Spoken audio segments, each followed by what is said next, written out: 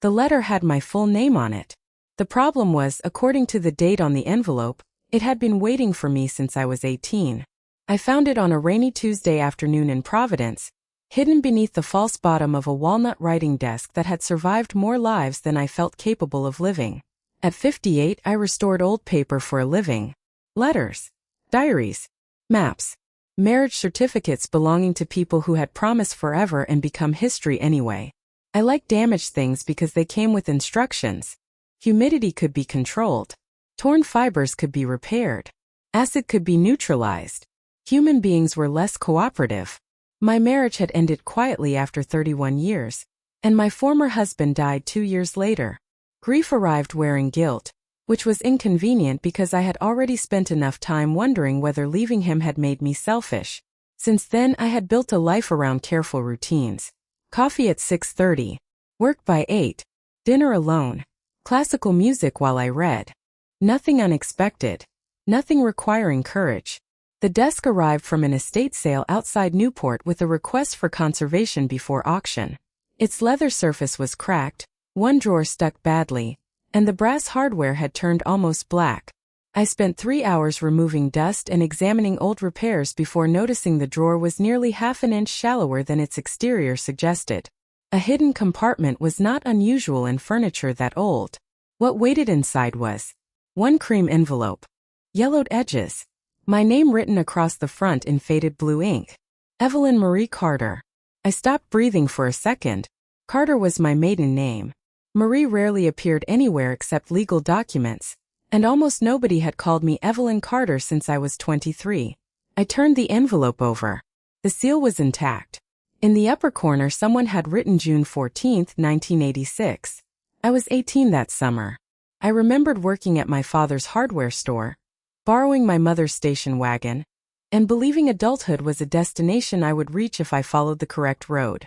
My hand suddenly felt cold inside the cotton conservation gloves. I should have documented the envelope before opening it. I knew that. Instead, I sat beneath the white work lamp and carefully lifted the seal. The paper inside smelled faintly of cedar and dust. The handwriting matched the envelope. The first lines were ordinary enough that I almost relaxed. Then I reached the sentence that made the room disappear around me. When you meet me, please do not let what happened to Rose make you afraid of me. Rose, my mother's older sister, my favorite aunt, dead for 11 years. A woman who had never married and almost never spoke about her youth. I read the sentence again. Then the final line. Some truths arrive late, Evelyn, but late does not mean they are untrue. Beneath it was a signature. Maggie Sullivan. I did not know any Maggie Sullivan.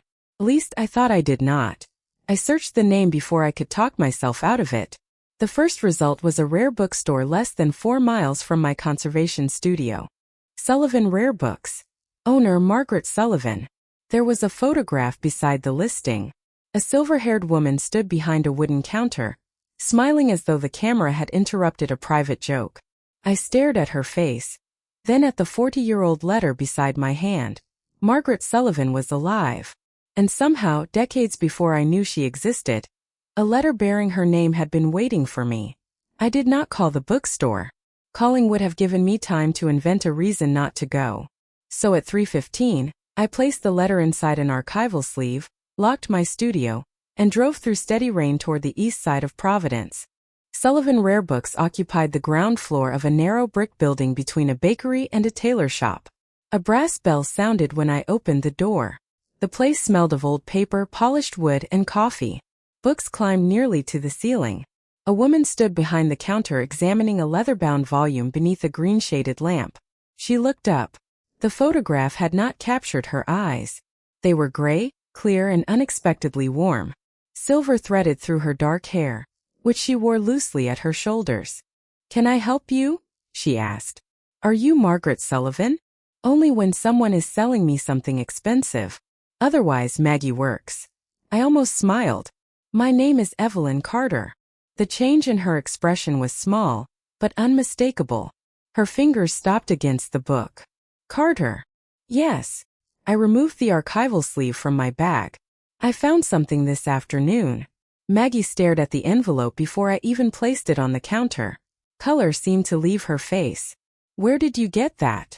Inside an antique writing desk from an estate outside Newport. She reached toward the sleeve then stopped. May I? I nodded. She lifted it carefully and studied the handwriting. Her thumb hovered above my name without touching the paper. I know this writing, she said. Whose is it? Maggie looked at me. Mine. The rain tapped against the storefront windows. I heard the refrigerator humming somewhere behind the counter. Then you wrote to me 40 years ago. No. You just said this is your handwriting. It is. My name is on the envelope. I can see that. Her voice had become quieter. But I did not know you in 1986. I felt irritation rise beneath my confusion. The letter mentions Rose. Maggie closed her eyes for half a second. Rose Carter. My aunt. She lowered herself onto the stool behind the counter. Suddenly she looked less like a bookseller confronting an unusual document, and more like someone hearing a voice from a room she had locked decades earlier. How did you know her? I asked. Maggie looked toward the rain-darkened window. Rose and I were close.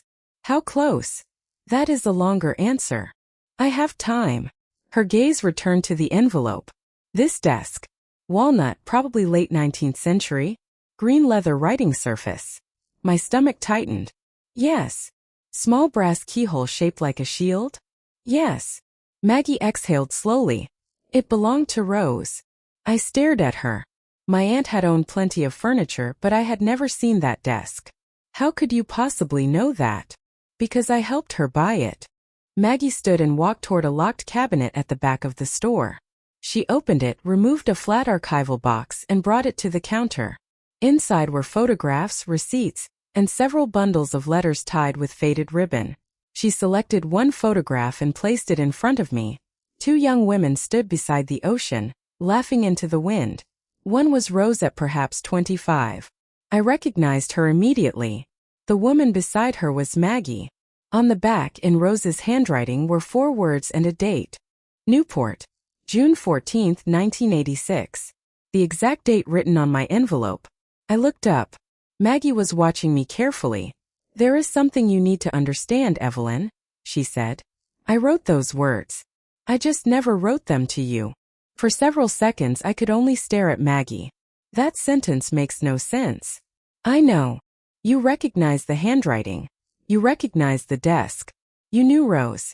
Yet you are telling me the letter was not written to me. Maggie rested both hands on the counter. I am telling you there are parts of this I do not understand either. I wanted to believe she was avoiding the truth, because that would have been easier than accepting that she seemed genuinely unsettled. I looked down at the photograph again. Rose was laughing in a way I barely remembered. My aunt had been kind, dependable, and strangely private. She brought me books every birthday. She taught me how to make pie crust. She attended my wedding wearing pale blue and cried through the ceremony. But the young woman in the photograph looked free. Maggie stood beside her with one hand resting lightly against Rose's shoulder. Their bodies turned naturally toward each other despite the wind. Where was this taken? I asked. Near Newport. The same estate where the desk was found? Possibly. Rose's family rented a cottage there some summers. Maggie reached into the archival box and removed another photograph. Rose sat on the porch steps of a weathered coastal house. The walnut desk was visible through an open doorway behind her. My pulse quickened. Why do you have these? Maggie hesitated. Rose gave them to me. When? A long time ago. That is not an answer. Her eyes met mine. No, it is not. I should have left. Instead, I spent the next hour beside Maggie at a narrow table in the back of the bookstore, comparing photographs, old receipts, and dates. She made coffee without asking and somehow guessed I took mine black. Every few minutes, our hands reached toward the same document. Each time Maggie withdrew first. I began noticing ridiculous things. The faint ink stain along one finger. The silver at her temples. The way she removed her reading glasses when thinking and held one arm between her fingers. None of those details helped explain the letter. I noticed them anyway. Eventually, Maggie unfolded a receipt dated May 1986 from an antique dealer in Newport. The description matched the writing desk in my studio. Buyer Rose Carter. Beneath Rose's name, written in different ink, were 2 initials. S. You were there, I said. Maggie nodded. I helped her choose it. Why? Her expression changed. Not dramatically, just enough. Because Rose trusted my taste. There was something underneath the answer. I could feel it. Were you and my aunt friends? Maggie looked toward the rain-covered window. Yes. Only friends. Silence settled between us. She did not answer. She did not need to. Suddenly the photograph looked different. The hand near Rose's shoulder. Their faces turned toward each other. Rose's laughter. Maggie's reluctance to speak. I felt as though someone had opened a hidden compartment inside the woman I thought I had known. Maggie finally looked back at me. Your aunt mattered to me very much. Her voice was steady, but her eyes were not. I swallowed. Did you love her? Maggie held my gaze for a long moment. Then she carefully folded the receipt and placed it back inside the box. If you want the truth about that letter, Evelyn, we are going to have to find out what Rose was trying to leave behind. The answer began with a storm warning. Maggie and I had planned to meet the next afternoon at the Rhode Island Historical Society, where she believed an old donation record might connect Rose to the Newport property. By 4, coastal wind was pushing rain sideways against the bookstore windows, and an alert on my phone warned against unnecessary driving. The archive closed early. My route home was already showing flooded intersections. You can wait upstairs, Maggie said. I live above the store. I hesitated. I am perfectly capable of waiting in my car. She glanced through the window at the rain. I restore books for a living, Evelyn. Even I know when something should not be left in water. I laughed before I could stop myself. 20 minutes later, I was sitting at Maggie's kitchen table with a bowl of tomato soup and grilled cheese that she claimed was the only meal she could make reliably. Her apartment surprised me. I expected shelves and antiques. There were those, but also bright pottery, green plants, mismatched chairs, and photographs tucked everywhere.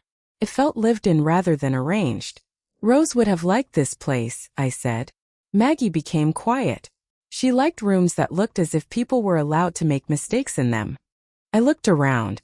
My house would have terrified her. Your house is tidy. My spice jars have labels. Maggie smiled. I am reconsidering everything I thought about you. Thunder rolled somewhere beyond the windows. The lights flickered once, then steadied. I should have been thinking about Rose.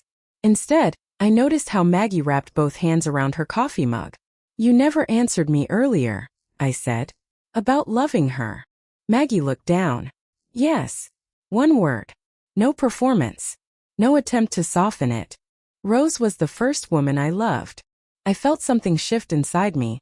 Not shock exactly, but the sensation of an old family photograph changing shape while I held it. Did anyone know? Very few people. It was 1986. Rose was terrified of disappointing her family. Maggie's mouth tightened into a sad smile. I was terrified too. I was simply better at pretending I was not. Rain rattled against the glass. What happened? She chose the life she thought she was supposed to choose. But she never married. No, Maggie looked toward the window. Sometimes choosing fear does not give you the life you were promised. It only takes away the life you might have had. The words landed somewhere uncomfortably familiar. I thought about my own marriage. 31 years with a decent man. Birthdays remembered. Bills paid. Vacations planned. Nothing cruel enough to explain why I had slowly disappeared inside it. My marriage was not terrible, I said. Maggie waited. That almost made leaving harder. I kept thinking unhappiness required evidence. Did you love him? Yes. The answer came easily. But somewhere along the way, I became very good at being useful and very bad at knowing what I wanted. Maggie's eyes stayed on mine. There was no judgment there. Only recognition. The lights flickered again, and for one strange second the room was illuminated only by rain-muted evening light. When the lamp returned, Maggie was still looking at me. What do you want now, Evelyn? She asked. My pulse changed. I could have said answers. I could have said the truth about Rose. Instead, my attention caught on the silver at Maggie's temples, the softness in her expression, and the quiet space between our hands on the table. For the first time since finding the letter, the mystery was not the thing frightening me most. The storm passed before midnight, but the question Maggie asked stayed with me for days. What did I want now? I had spent most of my adult life answering easier questions. What needed doing? What would make sense? What would keep everyone comfortable? Wanting something simply because it made me feel more alive seemed almost irresponsible. So I did what I always did when feelings became inconvenient. I turned them into research. 3 days later, Maggie and I were driving south toward Newport with a list we had found among Rose's papers. 6 locations. No explanation. A diner, a university archive, an old public library, 2 residential addresses, and the coastal cottage from the photograph. Rose loved scavenger hunts, Maggie said from the passenger seat. She once made me drive 30 miles for a bakery because she claimed their lemon pie could repair a bad week. Could it? No. But she ate 2 slices, so apparently hope remained. I smiled. Maggie had begun making me smile too easily. Our first stop was the diner. The chrome had been replaced and the booths were newer. But an elderly manager recognized Rose's name from an old guest register stored in the office. Beside her signature was Maggie's. June 14, 1986. At the university archive, we found a donation record from Rose listing a sealed correspondence collection under restricted access. Release date: 40 years after deposit. My stomach tightened when I saw the year. 2026. That cannot be accidental, I whispered. Maggie said nothing. The collection had recently been transferred to off-site storage, so we scheduled access for the following week. By late afternoon we reached the cottage. It had changed owners, but the current couple allowed us to walk around after Maggie showed them the photograph. The Atlantic looked steel blue beyond the weathered porch. Wind came hard off the water. Maggie shivered. Without thinking, I opened my bag and handed her the gloves I had brought. You remembered. You complained about cold hands for 20 minutes at the archive. I mentioned them twice. It was memorable complaining. She laughed and something inside me loosened.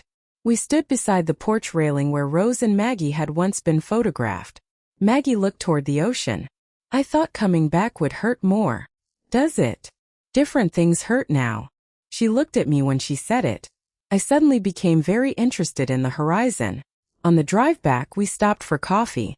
I ordered before Maggie reached the counter. Oat milk latte. 1 sugar.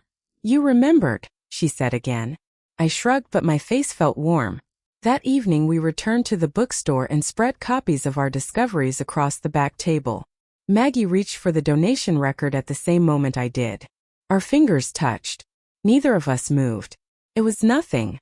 4 fingers against 4 fingers on an ordinary sheet of paper. Yet my breathing changed. Maggie's eyes lifted to mine. The bookstore seemed impossibly quiet. I withdrew my hand first. Sorry. You do not have to apologize for touching my hand. Her voice was gentle. That made it worse. Or better. I could no longer tell. I drove home alone and sat in my car for 10 minutes after pulling into the driveway. I told myself I was thinking about Rose, the restricted letters, and the impossible date. But the truth had become embarrassingly simple. I was thinking about Maggie's hand beneath mine. And for the first time, I wondered whether finding Rose's secret was only part of the reason I wanted to see Maggie again. The archive released Rose's collection to us the following Thursday, and by noon I understood why she had made anyone wait 40 years to read it. There were 37 letters. Maggie's name appeared on nearly every envelope.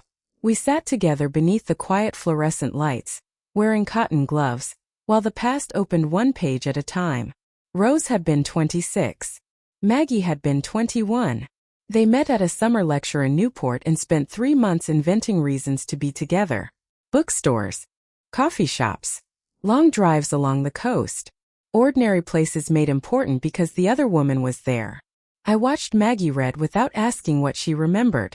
Sometimes she smiled. Sometimes she removed her glasses and stared at the table until she was ready to continue. Then we reached Rose's final letters. Her handwriting became less certain. She wrote about her parents, expectations, the future she had been taught to want. She loved Maggie, but she was afraid that choosing her would cost everything familiar. One sentence stopped me. I keep hoping courage will arrive before I have to use it. Maggie looked away. She always thought bravery was something you waited to feel, she said. I thought that too, I whispered. Several pages later, my own name appeared. Evelyn. I was 18 when Rose wrote it. She described me standing in my parents' kitchen, accepting college advice, career advice, even dating advice with the obedient patience of someone trying not to disappoint anyone.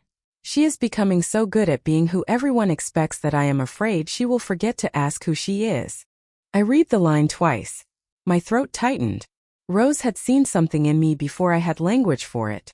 I thought about 31 years of marriage, about being a good wife, a reliable daughter, the person who remembered appointments and sent birthday cards.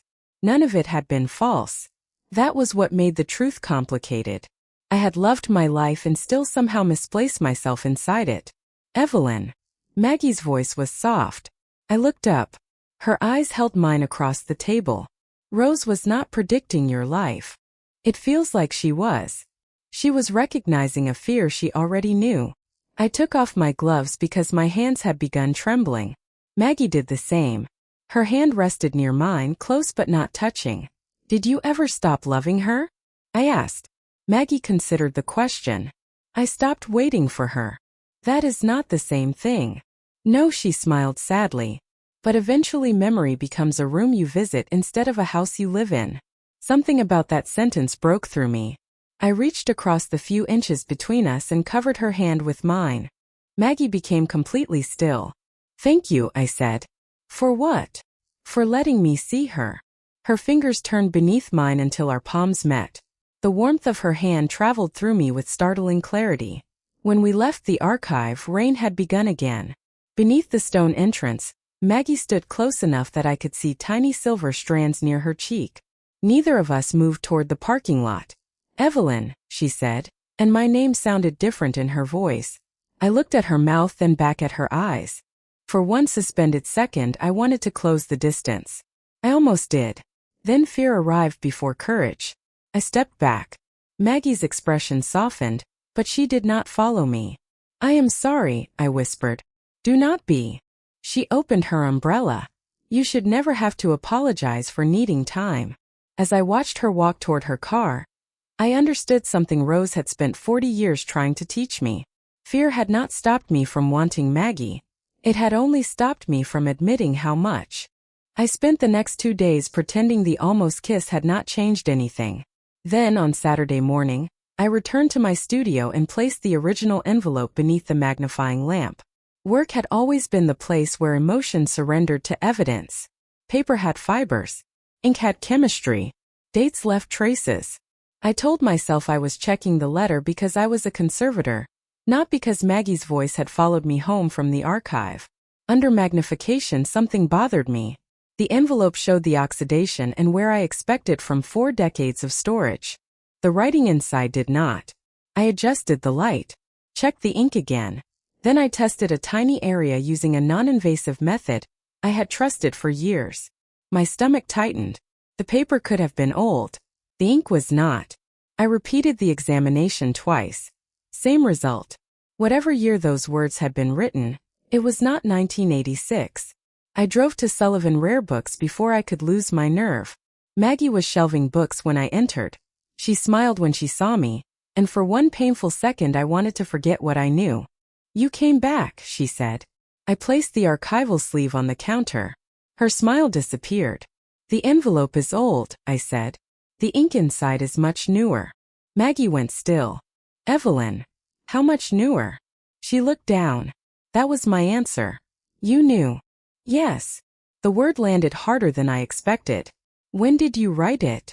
Years later. Then why was my name on an envelope dated 1986?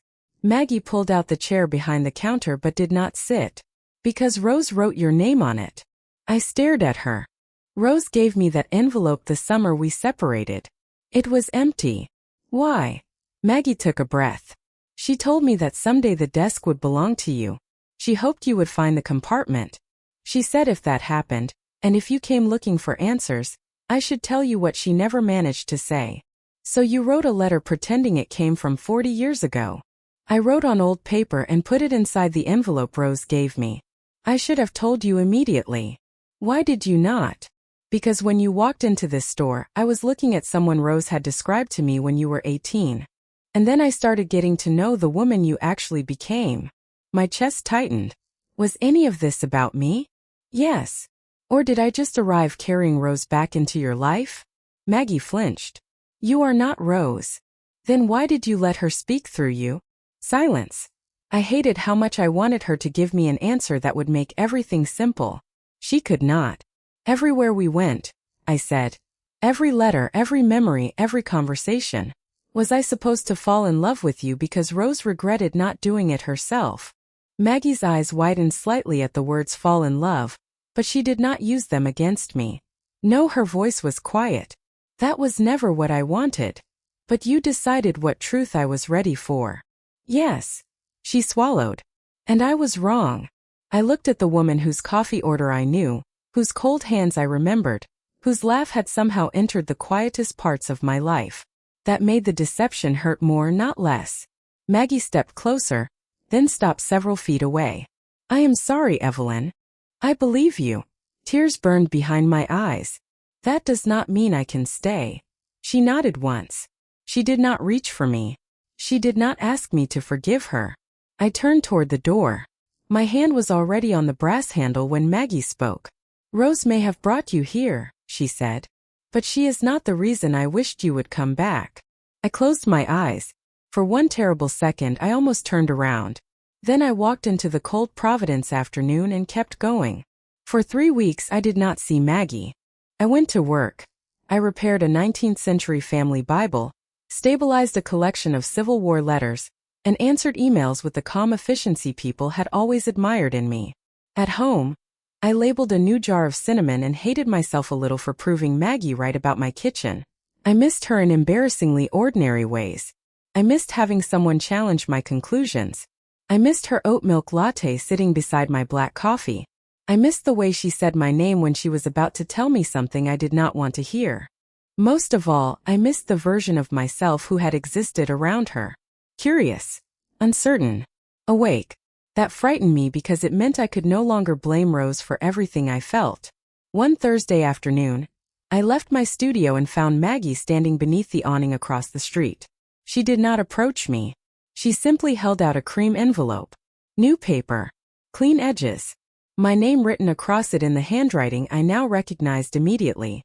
There is no mystery in this one, she said. No hidden compartment. No date that needs explaining. I crossed the street slowly. What is it? Something I should have said without borrowing the past. She handed it to me. Our fingers did not touch. You do not have to read it. Did you come all this way to tell me not to read your letter? A small smile appeared. I have never been especially good at timing. Then she walked away. I waited until I was alone inside my studio before opening it.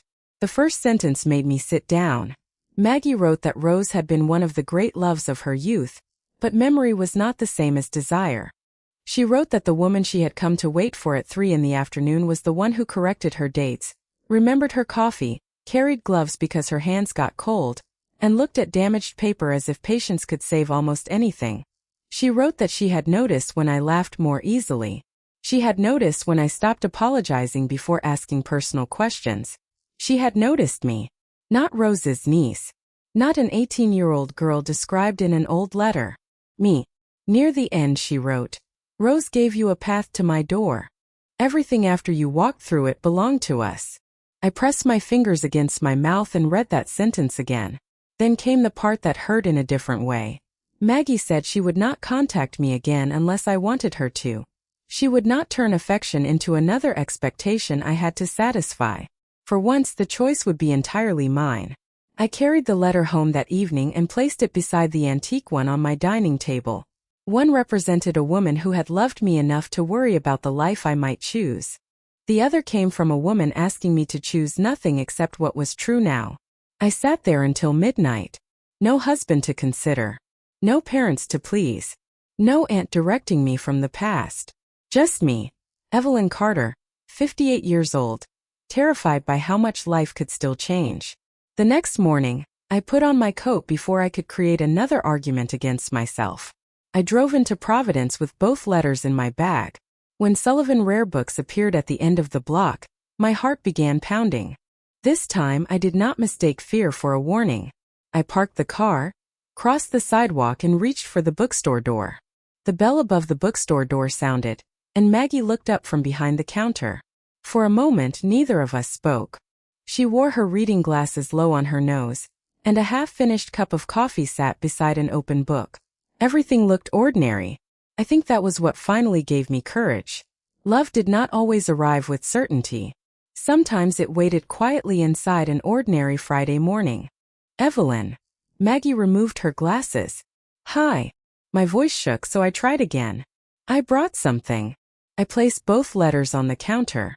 The old one first, then hers. Maggie looked at them but did not touch either. I spent most of my life believing good decisions were the ones that frighten the fewest people, I said. I married a good man. I built a respectable career. I became dependable. And none of those things were mistakes. But somewhere along the way, I started confusing being dependable with being honest. Maggie remained silent. She was giving me room. I had never realized how rare that was. Rose made choices because she was afraid, I continued. Then she tried to leave me directions so I would not do the same. But I do not want her fear deciding this, and I do not want her regret deciding it either. Maggie's eyes glistened. What do you want deciding it? I looked at her. Really looked. At the silver in her hair. At the tiny ink mark near her thumb. At the woman who made terrible grilled cheese, remembered when I needed silence, and had apologized without demanding forgiveness. Me. I slid the antique letter toward her. I spent my whole life letting old promises decide what came next. If anything happens between us, I want it written today. Maggie's smile appeared slowly. Then we start with today. She came around the counter and stopped in front of me, close but not assuming. May I kiss you? She asked. 58 years of rules seemed to become very quiet. Yes. The kiss was gentle, brief, warm. Nothing dramatic happened outside. No bells rang except the little brass one when a customer entered 10 seconds later, and immediately apologized for interrupting us. Maggie laughed against my shoulder and I laughed too. That was how our beginning felt. Not like becoming someone new. Like finally meeting someone I had neglected for years. Months later, the walnut desk returned to my studio after the estate agreed to sell it to me. I restored the leather, cleaned the brass, repaired the drawer, and preserved the hidden compartment exactly as Rose had left it. But I did not put her letter back inside. I kept both letters in archival sleeves at home, side by side. Maggie eventually added a third one on my birthday. It began with 3 simple words. Still choosing today. We were not perfect. I still organized the spice jars. Maggie still considered deadlines philosophical suggestions.